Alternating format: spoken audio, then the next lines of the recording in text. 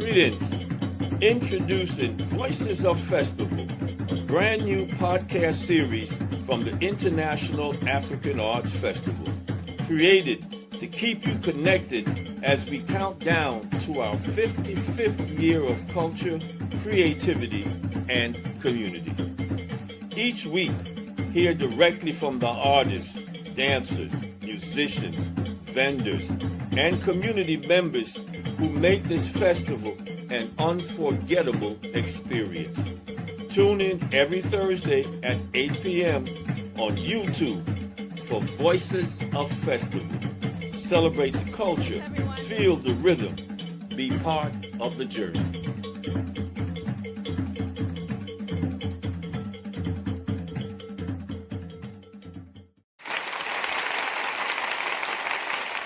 Badigani, Otep, Salamu Alaikum, Alafia.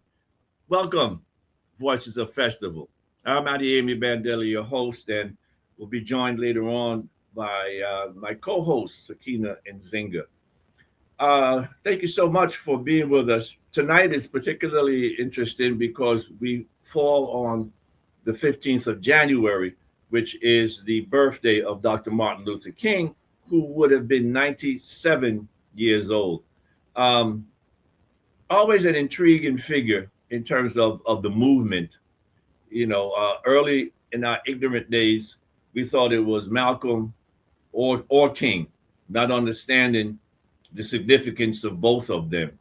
Having had an opportunity to see one of the significant aspects of Dr. King, or at least his legacy, was the creation of the King Center in Atlanta, Georgia, and also many other institutions around the world who crafted their mission around the type of work that Dr. King engaged in.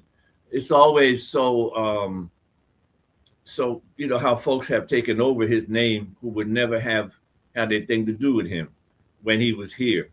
And we have to be mindful, by the way. If there's one thing that I always try and share with people in terms of my reflections of Dr. King, everybody wasn't down with Dr. King, especially the Negro preachers, because he was kind of upsetting the apple cart and raising some issues that fundamentally cause people to examine, what is it they're doing, and is it doing any good for humanity?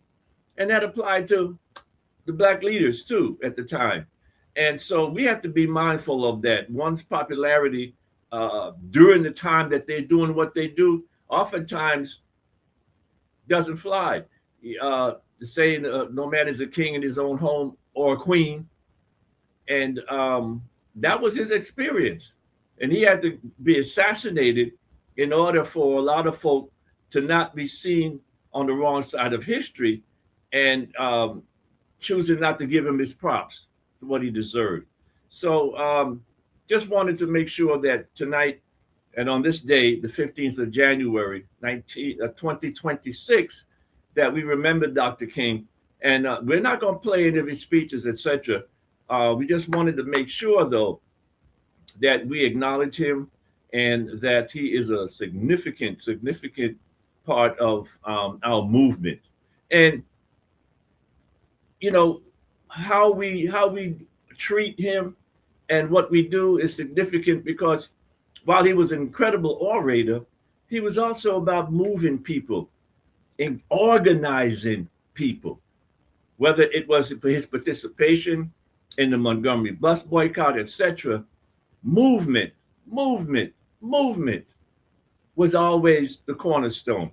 And I think today's leaders could certainly learn a lot from that. Now, having said that, once again, let me welcome you. And please, we need your assistance. We need you to like, to share, to comment, and to contribute to the work of the International African Arts Festival. We are here growing. Voices of Festival is our intent to ensure that we have a voice in the community and that we keep you abreast of what's going on, and to make sure that we just don't pop up around festival time and then you're saying, well, damn, where were they at all year long? Well, all year long, you're going to now hear the voices of festival. You will hear from the folks who participated in festival. You will hear from people who have had a significant impact on festival. And so, Voices of Festival is here, but we really, really, really need you all to spread the word. Um, we're not into the drama and the craziness. We're not shock jocks and all that kind of foolishness. We are here to ensure that we keep our culture intact, that we make sure that we are able to preserve it as well as present it to you. All right. So here we are. Now, speaking of culture, we have with us brother whom I had an opportunity to interview last year, and we may show you some clips of that interview later on. But tonight we are honored to have one of the leading characters in this long-running play called Lion King. He is none other than Bongi Duma. And let me just give you a short bio here, Bongi. He is a composer, vocal arranger, born in Mlazi, Durban, which is in South Africa, founder leader of African Heroes Group, and award recipients, and there's a slew of him here, I'll just say a few. The Drama Desk Award nominee for Best Music in a play called Generations. And then Sheila's Day, which occurred at Lincoln Center. And also the Mighty Zulu Nation and Dreamin' Zenzile. And latest, and what we're going to be talking about, musical that is coming up entitled Mandela, the Musical. Please welcome Bongi Duma. My brother, Sawubona. Yeah, was Sanbona. Greetings, my brothers. Duma, such a pleasure to have you here. Let's run through a couple of things because there's a lot that we will talk about with you. But first of all, tell me about the meaning of your name, Bongi Duma. So Bongi is an abbreviation actually. My full name is Bongiseni. That is the name which means in my language gather for celebration. So it was given to me by my late grandmother. I'm the first son of my mother and also of my father. So my grandmother saw the first granddaughter with me. So he was, at the time my mother was not married, he was inviting my father's side together to celebrate the birth of a newborn, which was me. So that's how my name is Bongiseni. But then as I grew up, they started shortening it up to Bongi. And then I made that an artist name because, in certain parts of the country, if you ask for Bongiseni, you will know in school, yes, but in the entertainment world, if you say Bongi Duma, then they will point you my way. That's how that came. You know what's interesting? My wife is from Trinidad, Tobago, and they're always talking about this situation, particularly when folks have passed away, that you go into a location and you start asking for James Johnson, and everybody's looking around like, who the hell is that? Yes. But if you say Bongi, oh yeah, you're down the road. So I realized that very early. That I go by Bongiseni on my legal documents and school, but outside of that, no one knows what the name is. So I just took that and ran with it. Now, what about the Duma portion? That's the family name. Duma is a family name. Yes, I know to some people it's confusing because it's also used as the first name. The word Duma itself means popular. Oh. Right? It means popular and or famous. But it is a family name under the Zulu Nation tree. It's all under the Bantu. You can find it all across, as a lot of people may know that the Zulu people and the Bantu people, they all originate from upper West Africa. We all come from Cameroon. The Congo, the Cameroon, that's where you'll find the Bantu people. So they're spread over West Africa in the north, but mainly the Congo and Cameroon. That's where you'll find that even the language is quite similar. So we went down, stopping in Swaziland, Kenya. That's why you start hearing the language start to become really similar as you go down before you actually reach South Africa. The different countries, Zimbabwe, there's a whole lot of those people. So some people use it as a first name, but it is a last name, family name that has a lot of history behind it. Our people we were very good with skill, and we were very good with herbs. I come from the line of people who made spears. We made spears even for Shaka Zulu. Some of my people were people that made spears. And then there's a whole range of herbalists. The Zulu doctors in my family. My grandfather was a herbalist himself. So I grew up around that environment of herbs and spiritual connections, obviously. Listen, you might be able to help me out now. Duma and Ndlovu, whom we both know. Yes. Prominent figure in the arts in Johannesburg, in South Africa. Yes, yes. Attended my son's wedding, and he gave him a spear and a shield as a gift. Right. So that was 10 years ago, and we've yet to be able to get it into the country. You should have asked me. You can't. Well, I'm going to have to do that, but they wouldn't allow them. The skin on the shield was an issue, particularly, you know. So, yeah, we'll talk about that afterwards. But listen, today is would have been the 97th birthday of Dr. Martin Luther King. Right. And I want to ask you the impact that he had, if any, on you, and how you saw his impact on the movement for liberation in South Africa. So for us as South African, I'm the generation that grew up. I was born in 78 during apartheid. So I grew up in the apartheid. I saw the rise of apartheid, the uprising of the kids, all of that, because when I was born in 86, 76 had just happened. Right. So South Africa was in upside down. And as I grew into a young man, I realized that there were figures that were very important in our struggle. And it's fascinating because as much as Martin Luther King is one of them, because I believe that our struggles run parallel to each other. By the time I knew who he was, it was through television. We saw more of the people like Martin Luther King outside of the country than our own heroes, because they were banned and exiled. So their images, their music, their message was not allowed. It was illegal in the country. You were able to see American stuff, other African stuff was filtered, but you had more chances of hearing that. So among those people, it was Bob Marley through music. It was Martin Luther King.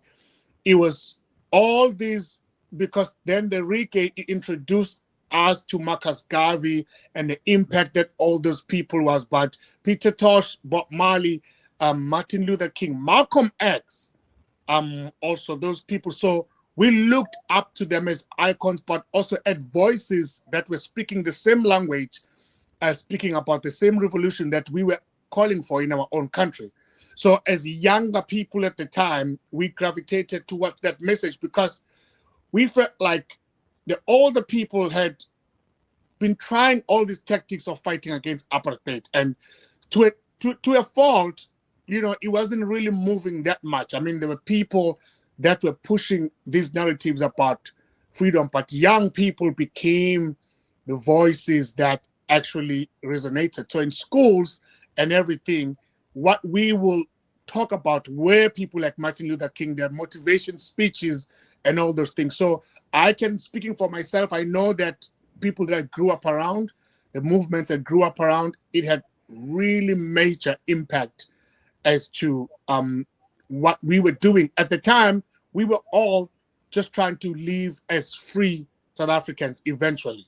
So Martin Luther King was way up there with the Mandelas and all of those people. We looked at them as our leaders, as the same as those who were in exile, like Oliver Tambo and all those guys that were exiled. Yeah. All right, let's shift a little bit now to 27 years with the Lion King. Tell us about that. 2025. This is my 25th year. Oh, 25. 25 years, yes. quarter of a century. How did that come about? So when you talk about Lion King, to me, you have to talk about the man who's at the center of it all, Lebo M. A lot of people miss this name because there's so many people that get involved. Lebo M, who is the composer of the Lion King, he's in the movie. He sings the Lion King song. That voice, it's Lebo M.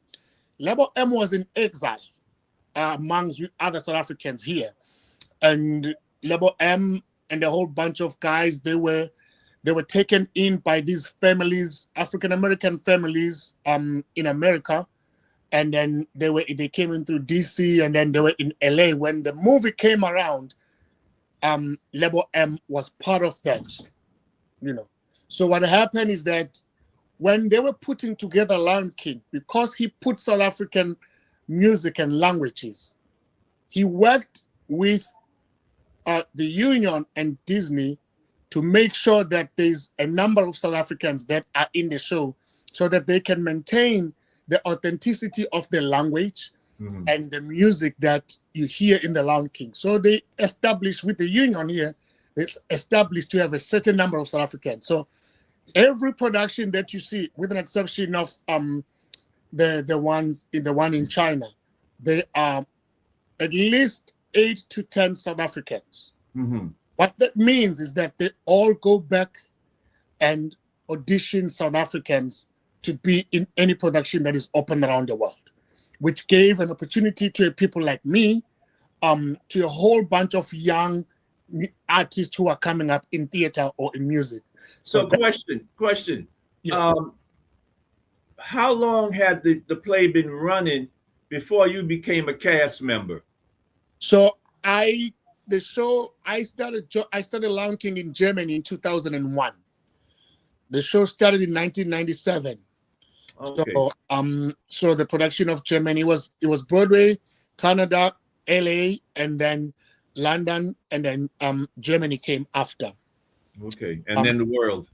And then the world. After that is production. It's all over the world. So, and then I did Germany, and then I was moved from Germany to come to New York in 2004. And I've been in New York since 2004. This is my 21st year in New York. Now, understand that your wife is also a cast member. Yes. Did you meet her during the play? Yes, I met my wife in New York. I knew the family back in the township. We come from the same township in Umlazi, so I knew the brothers and sisters.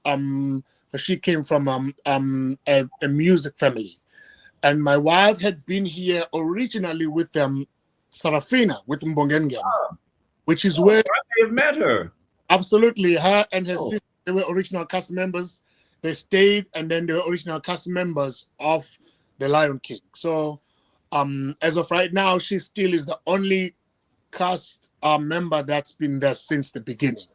Oh, so she was there for the full ride. She was there from the beginning. Man. Still there. She's still there. So she has seniority over you. Yeah, oh yeah. But, I mean, she's sitting with me. If you watch the clips, she's always there with me all the time that I've been in the festival. She's always in the background singing with me, doing backing vocals. So, I met her in New York. And the whole thing is a full circle, because when they came to New York in '87, Duma was the one with Vosa Rivers that established them with Sarafina. You obviously remember that. Right. It was Mr. Vosa Rivers who he sits at the helm of bringing South African art and culture with Dumandlovu to New York. In particular, right. I was introduced to the festival by Dumandlovu. Yes, he's responsible for getting me to Lion King. I auditioned for Lion King. I leave the country. I go to the UK for the tour. Dumandlovu searched for me until he came to my mother's house. My mother was the only one who knew that I was in the UK. Everyone else didn't know, even my father. Because I would talk to my mother because my father had forbidden me to go. So, but I was already, a rebel.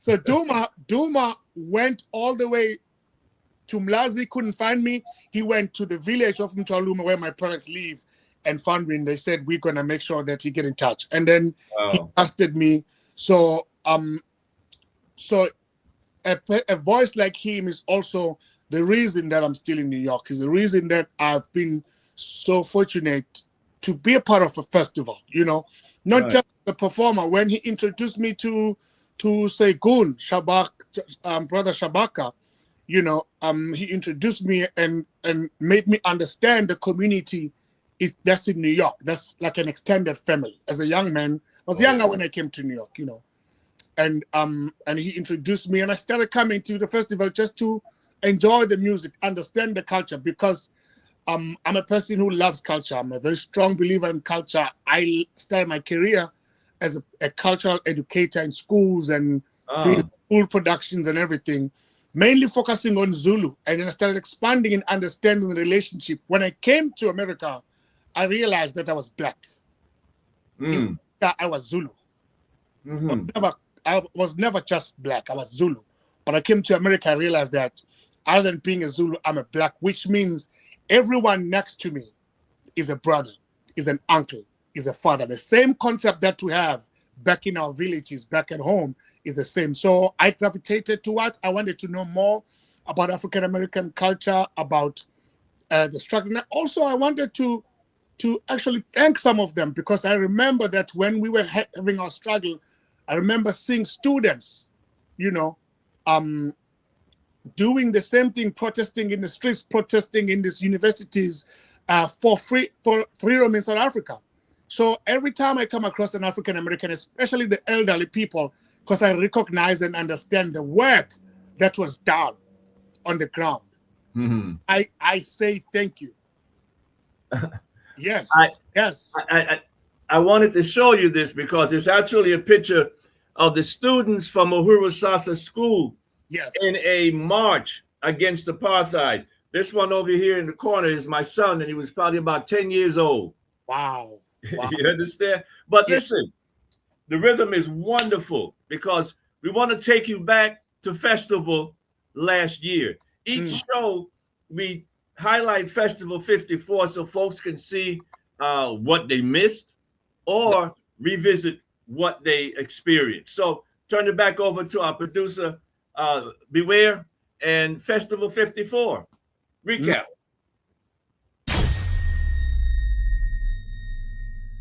Yeah.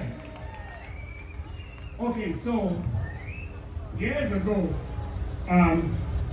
South Africa, before we were free, there were young men who were taken into prison, sentenced to life in Robben Island. A lot of people are a little confused these days. We are being told that there's a genocide in South Africa. There's no genocide in South Africa. I just want to remind everyone that during the times when we were oppressed, your voices were the voices that freed us. Your voices stemmed and pushed our revolution. And today, I'd like to honor all those young students who from all across the world supported the struggle. All those of you who are picketing and calling for our comrades to be free and for our country to be liberated. And there's a song that is very popular that was done by Duma Sigala, Bring Back Nelson Mandela. That song was popular more here than it was back at home.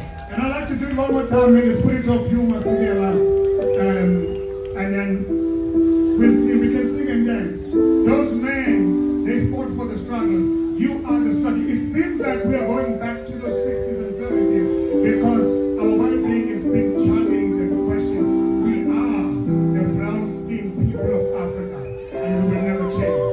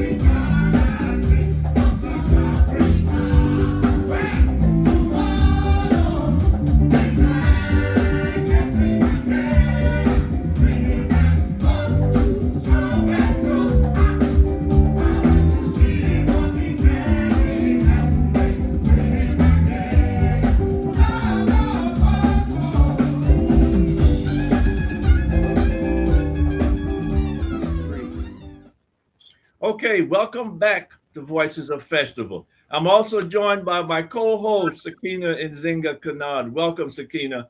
Thank Um, you. Thank you. Always good to have you. And I know you're going to jump right in on this conversation. However, more importantly, though, if you would just share with our folks how they can support Voices of Festival and so the International African Arts Festival. Yes, everyone. Just like, comment, subscribe, share. Let us know your thoughts. We want to hear from you. You can follow us on IG and Facebook at IAA Festival. And you can follow our work on our website, iaafestival.org. All right. So you're joining us, and Bongi Duma is sharing with us this new play that he has on Nelson Mandela. So, Bongi, please continue. Yes, sir. So the play, the Mandela musical, we are working on right now. We had a run of the show in London a few years ago. It did well, and we're doing rewrites for Broadway. I work alongside two gentlemen, Greg Borowski, two brothers, Greg Borowski and Sean Borowski. So what it is, it just takes you through the life of Mandela from the time they started the movement, and then all through the time when they were captured, and then from the time throughout the journey of what happened to those who were in exile, the relationship between them, how they managed to keep the struggle and the movement going while he was inside. And it focuses mainly on the remarkable job that he did in negotiating the release of himself and the other comrades and freeing South Africa. So we walk you through behind the scenes things that you've never even seen before, because during the whole time he was in jail, and what he did is he remarkably negotiated with the white government despite everything they had put him through, they had put his family through, they had put his comrade through. He still was able to put that aside and negotiated the way out, which led into us seeing him walking out with Winnie Mandela in 1990. So we take you behind the scenes. Bongi, let me Yes, stop sir. you one moment. Can you go back to that moment of that incredible walk out of the prison and what it meant to you? What was your reaction when you saw that? Well, I mean, I don't know if I'm able to explain it, because as a young man, you have to understand that then we were fighting the struggle in the name of a face that we had never seen. We did not know what Mandela looked like. The white government made sure they did everything in their power to make sure that we've got nothing to refer to. So the name itself was what we were running on. It was the name of these heroes, all of them, Oliver, Joe Slovo. The funny joke, the guys always laugh at me because up until very late, I thought that Joe Slovo was a black South African. I know he was a Jewish white man.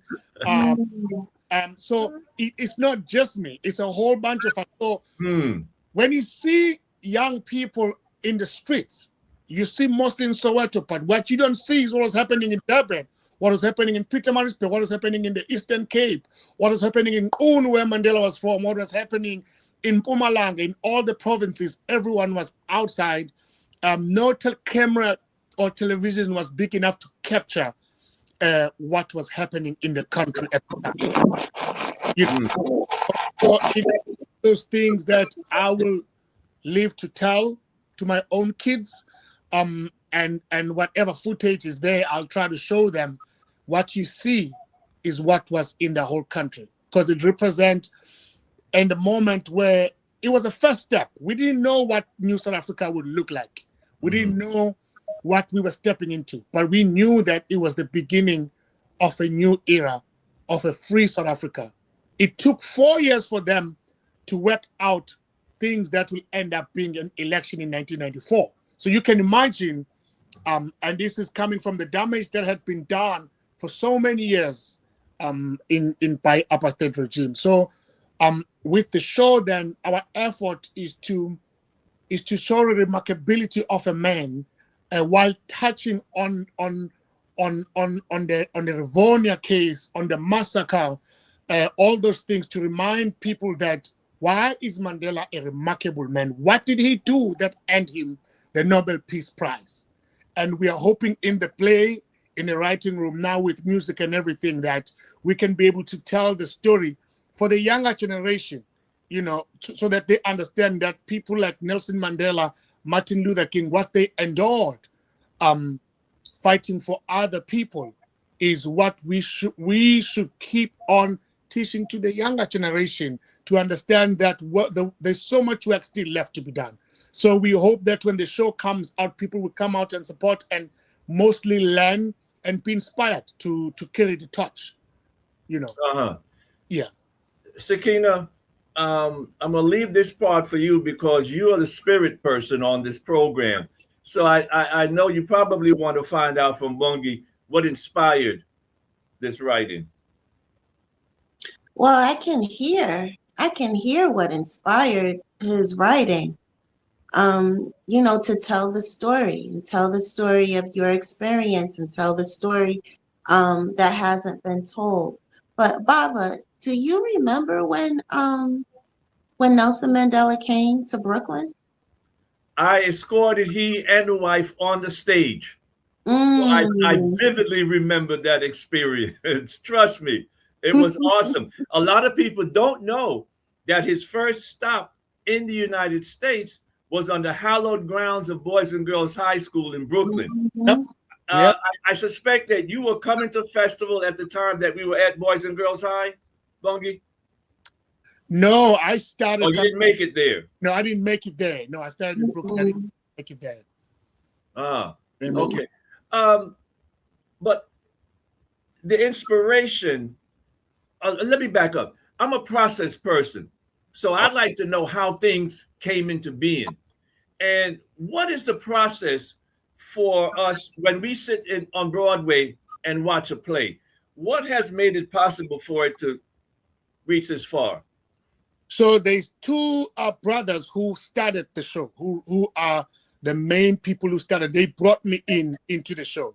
They started working on this years ago with the family, because Nandi, who's part of the family, there's a family is involved as well. So they started working on this in South Africa, and then they came back. They came to New York. They started, for them was just to start the story.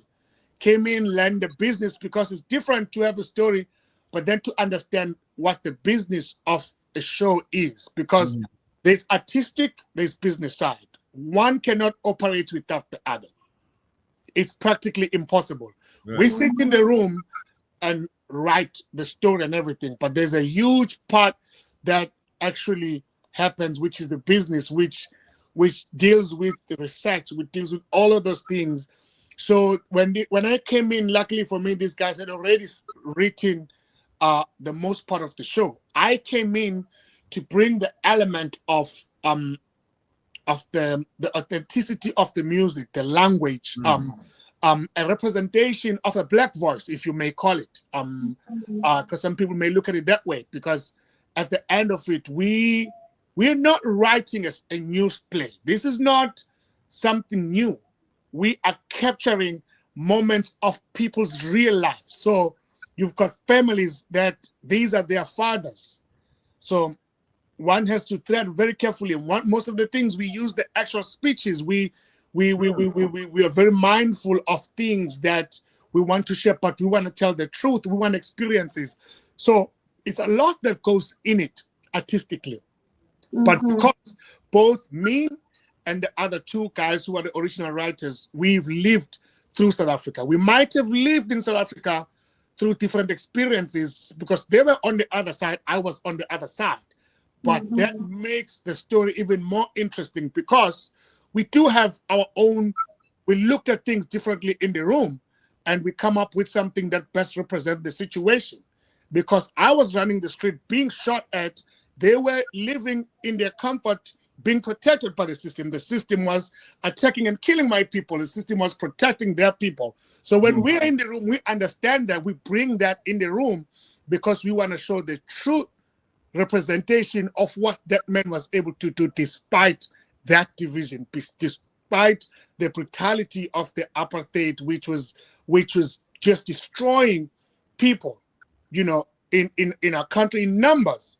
So this is going to be it's a very heavy and emotional piece, but it has to be because there's so many lives that were lost in the process. So by the time it gets to Broadway, I mean, we had a run in London and people were crying and weeping every day because some people remember. It is not old. We just celebrated 31 years, 32 years of freedom. It's new. I know people whose grave still have not been found, who were buried in farms during apartheid. The families are still searching for them. So our freedom is new. We are in the learning process. That's why I always get intrigued when people point at the faults of our freedom.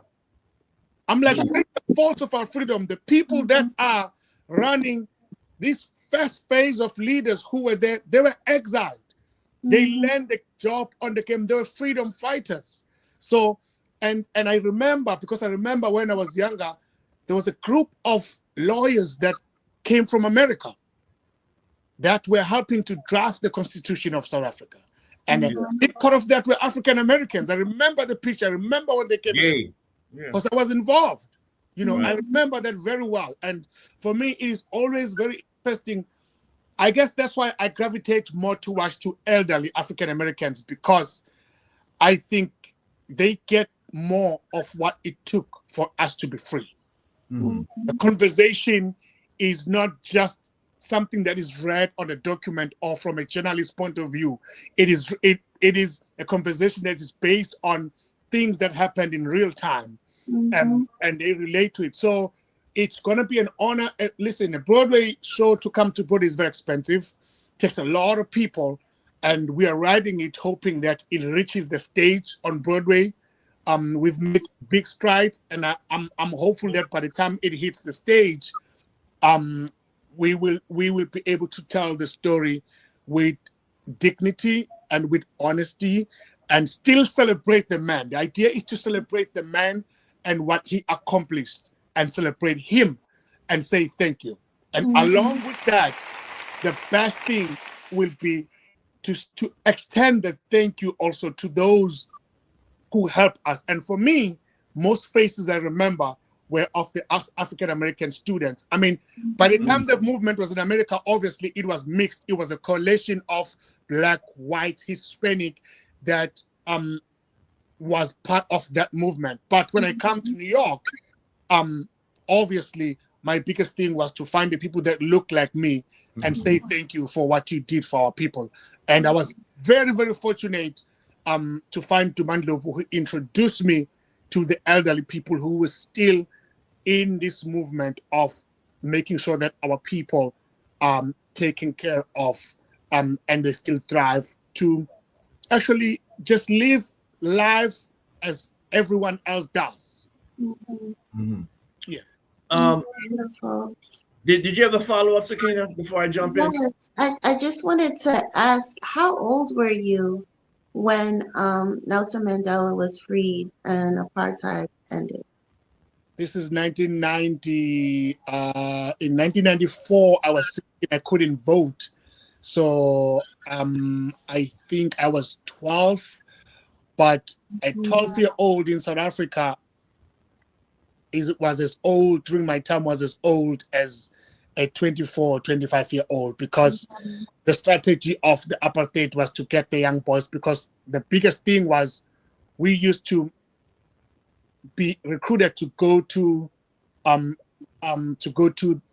exile with the purpose of joining the army of the ANC, to come back. So they knew that the young boys were being recruited. So by the time you get to high school, you are already in between of I want to get involved and go. So I was young, but I knew everything I needed to know, because we were living apartheid every day. I'm pretty sure even here during the civil rights movement, people that were 8, 9, 10 years old, they saw enough for them to be able to say, I want to join the revolution for my people. And that, for young men like us, that's what it was.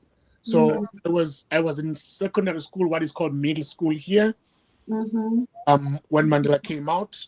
And then 94, I couldn't vote. Then I voted for Thabo Mbeki 4 years later. That was my first vote for the president. But I went to the voting booth with my mom and dad to vote. Yes. Right. Yes. Now, what did it feel like being shot at? Ooh, I mean, it was different because this was coming from the army. Most of the shooting when it happened was coming from the law enforcement. So the gatherings were illegal, and the young people, the only way we could actually spread the message or encourage each other was through gatherings. And so whenever the soldiers, they were using rubber bullets at the time, they would tear gas, and then if there were rallies that were, I mean, it was happening so often that after a while, we just thought it was normal that when the hippos came, that they're just going to shoot, that we're going to run, because at the time they will collect young men, take them into questioning into these farms that they use as torturing places. I never made it to those. I was lucky enough, but I know a few people that never came back from those farms. They never came back from those torture houses. So we knew when the police came or the army came to run. We had to run because they were collecting young people to question them, to see if you knew where your uncle, where your father, if there are any weapons, if where's the next meeting of the ANC or of the PAC or of Inkatha, where's the next meeting is going to be, because they were targeting leadership. The same tactic they were doing to take Mandela and them was the same tactic to use to get any leader that was speaking anything about the revolution.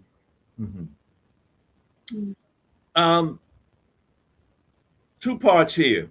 One, what was the impact, or what is, or had the impact on you in producing this play about Mandela, as you did the research, etc.?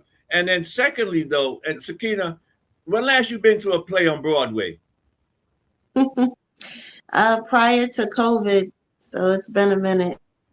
My question becomes, reaching people. Broadway costs a lot. How do you reconcile that in terms of the audience that you want to reach, but the process of the play production and the cost of them, or the cost to go to a play? Well, I think I'll start with the second part about the Broadway. Broadway does have a lot of programs that give discounts to people to come and watch the shows. Do I think it is enough? Maybe not, but the price of Broadway show is very high, right? That is the thing. But they do have some programs where the elderly people, the students, some of them are directly from the producers, some of them are funded by the NGOs who bring kids. I remember Rosie O'Donnell used to bring so many kids in the Lion King, the Boys and Clubs, a lot of those things. But I know there are some programs. I still think there's more that should be done in actually bringing in people that are less fortunate or people that cannot afford the tickets, to bring them over.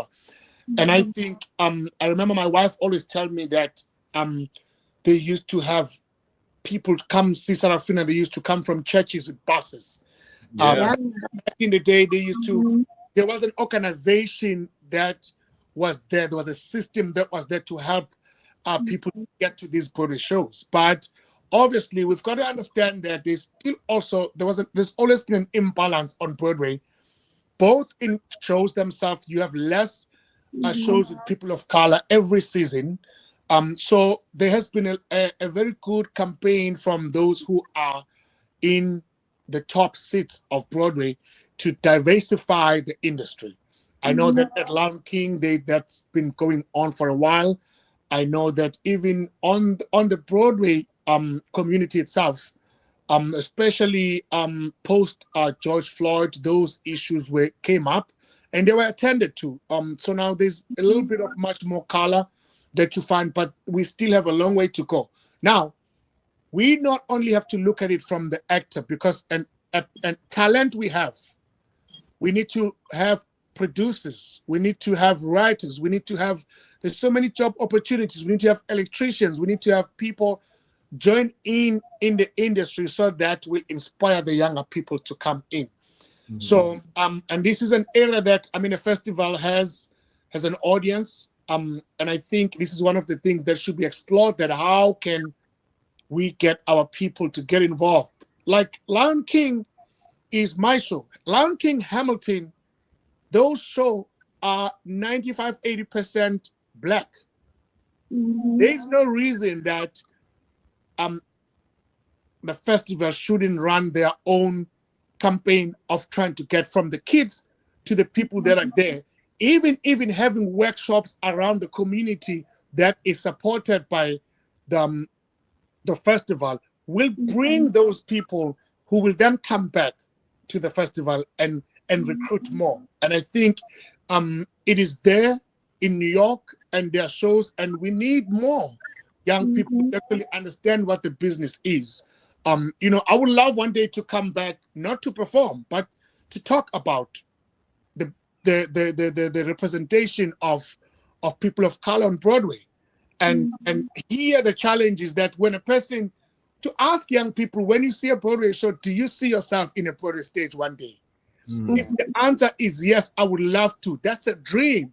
And who is supposed to nurture the dream? Us. Yeah, exactly. We have to nurture and encourage the dreamers. So if Lion King hires, in America, there's a touring company, there's a Broadway company.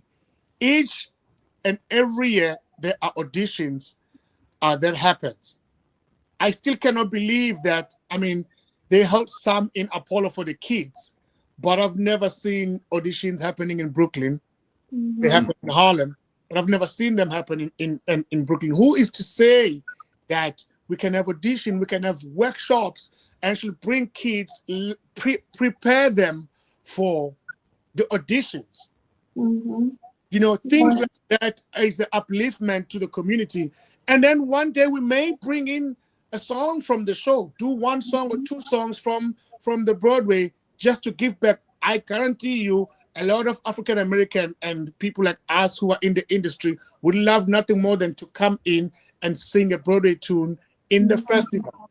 Well, I think that's how you guys got there, wasn't it?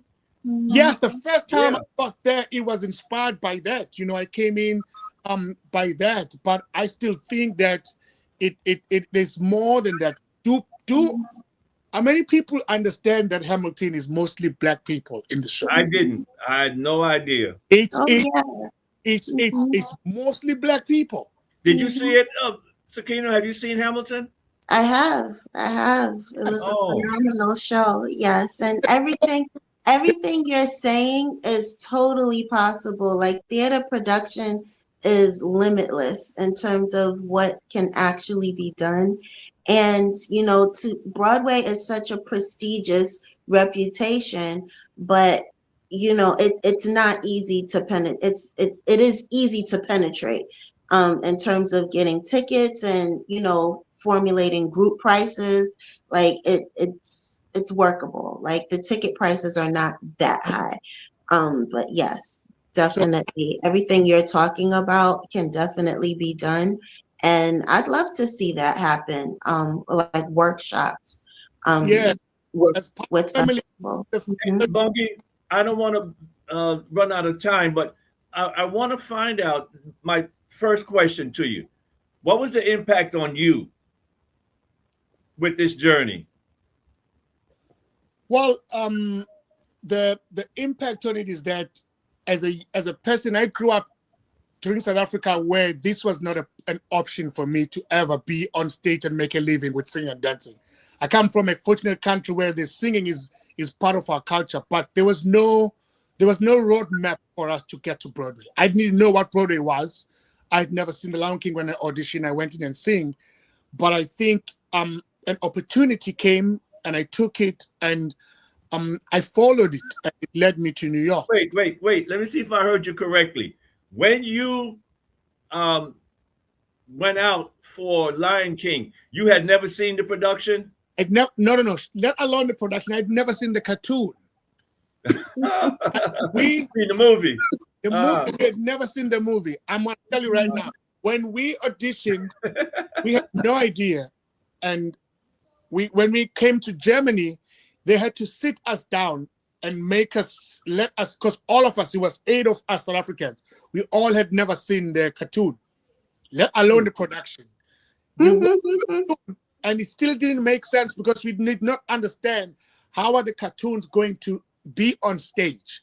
Because the whole thing of puppetry and everything, it made no sense. And mind you, in my group, all of us, we had been in the theater industry, but we are not exposed to Broadway or Lion King. We're all in these productions from home, and then once in a while get out in Europe and everything like that. But Lion King was not popular among Black people. Let me put it that way. It was not popular. There's still people who know what Lion King is up to this day. But it has grown so big that you say that again. Lion King was not popular amongst African people. African people, thank you. Yes, amongst African people, it was not popular. You know, up to this point, Lion King has only gone to South Africa once. Wow. Never been another production in any other African country. And I think one day it should go back and actually go to other African countries. You see how in America there's a tour that goes all over? It would be so amazing for other people to see it. Now people think because it's animals, people see animals like that. No, it's not animals, it's a production, the level of understanding what a gold mine is in theater will even be much better people seeing things they can relate to in the life and the story that is Lion King. So I think for me as a young man who's been in the industry long enough, I was lucky there were people who gave me an opportunity. And then I've lived by that. I've stayed in the company for 25 years and I treasure that. That's why when I started this, I mentioned Label M, because without Label M, there's no Bongi Duma. There's no Nzinga Mabagiti without Label M.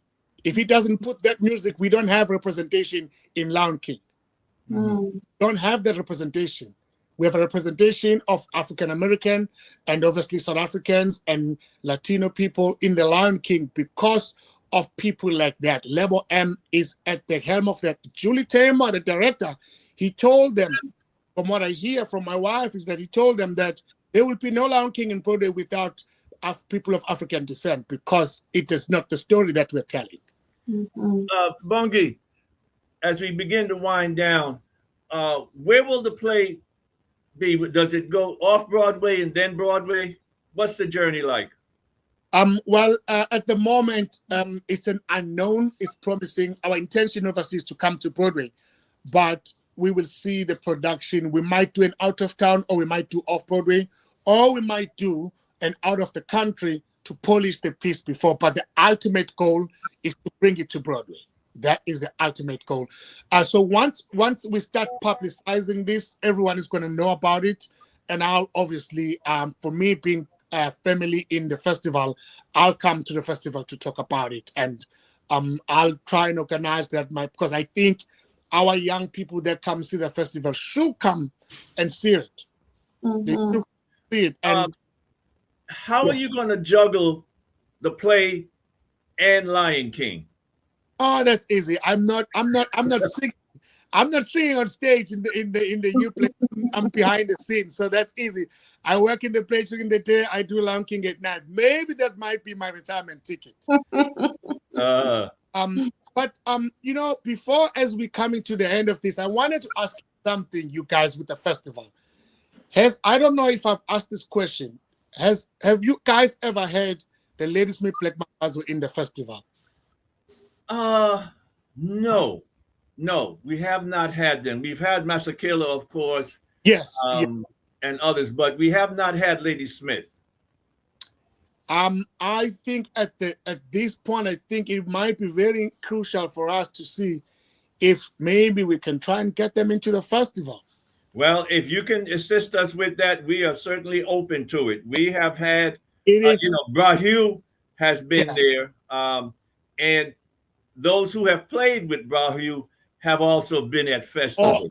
I came in as a guest, obviously, when I first came, and I know this very well. I mean, I think it's a conversation that I entertained when I was at home. I thought about the festival. I was like, wouldn't it be nice? Because I know that in some people, they look at Mambazo so from a distance, and yet there's so much connection with their music. It would be, I imagine it would be such an amazing thing if we can have them in the festival. I know they're going to be in America during the summer. They have an American tour. Oh, okay. Well, let us talk afterwards, because being able to get folks who are here during the summer cuts down on the cost extremely, because travel is such a huge expense. But if they're here and they can break away, that would be absolutely wonderful. And one of the things for me is to actually advocate for us to get these people, because I know there's a lot of people who are hungry to come to America who would like to share the origins of our African music, is to figure out how do we get them here without being that expensive, because they're willing. It might be kind of ways I want to take that on to bring brothers from Kenya, from Botswana, from some of them. They tell you that they can finance their own things as long as they can share, because the internet has broken down all the walls. The world is now connected. People, they can see each other. They can appreciate each other. Well, let us hope that that's possible, because we have some challenges in this country that might impact the free flow of people. So that in itself may be a challenge. Sakina, any last question for Bongi before we close out? I don't want to ask a question that's going to lead into such a heated conversation, but I must bring it up because our theme this year is all about unity, and everything that you are speaking about is about unity between Africans and African Americans, but I want to say, have you experienced any disparity amongst Africans that feel, like African Americans are misappropriating African culture in any way? And how do you go about speaking of unity in that way to them?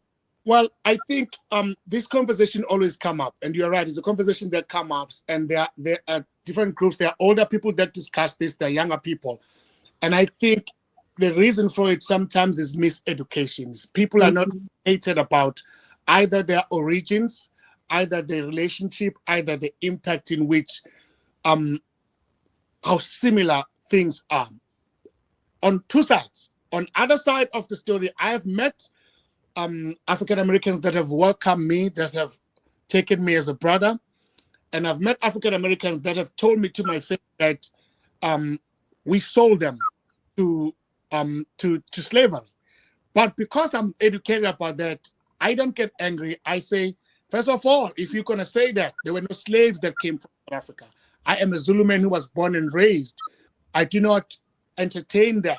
I value African Americans as people, as brothers and sisters. I learn about most of the slavery things when I cross the waters, right?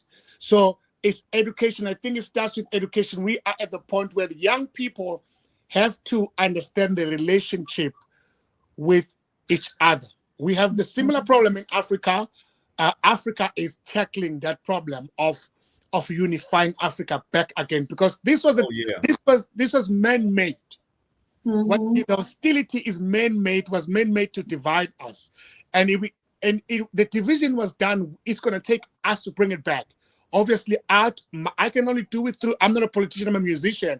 I can do it through music, through outreach programs and everything. It requires all of us to actually look at, if a person makes a statement that he's hostile to another African person, what is the motivation of that? Is it coming from the point of not being educated, or is it coming from something that was planted or that was told to them? And I think we have a platform to do that, and we should actually use that, which is why I strongly believe that we should do more outreach in bringing in young people even into the festival space, so that, because I learn about this from the elders like Baba and Sekun and other elders that I've met along the way, you know, understanding the history of African Americans as an African boy. But where do African Americans get some of the lessons about Africans? And we, I can speak for my country, South Africa, we adored African Americans. Even now, you can see the impact of African American culture in South Africa. You've been to see, if you say you're from America in South Africa, you are treated with so much grace because we understand the brotherhood and the contribution that African Americans has had, the influence that have had in our country. Look up to, I'm speaking for my country, South Africa. I know how much we look up to a fault that some other African countries accuse us of being Americanized. But we do. Yes. But on that note, thank you so very much, man. It is always an honor and a pleasure to share time with you. We look forward to the play Mandela, the musical. And I will bring it to the festival. Once it's ready, I'll be the first one to bring it to you guys, and hopefully people can come and see us. Right, and I'm sure that our producer, Beware, is going to make it possible for us to even pull together some clips and work with this. Bongi, we want to thank you so very much. Please give our greetings to your wife. Sorry we haven't had a chance to have her share her journey with you and with the Lion King. Next time we're going to have her on. You can stay home. Yes. All right. Bongi Duma, once again, thank you so very much. Thank you. Hey, folks, this has been another edition of Voices of Festival. Sakina, thanks for joining.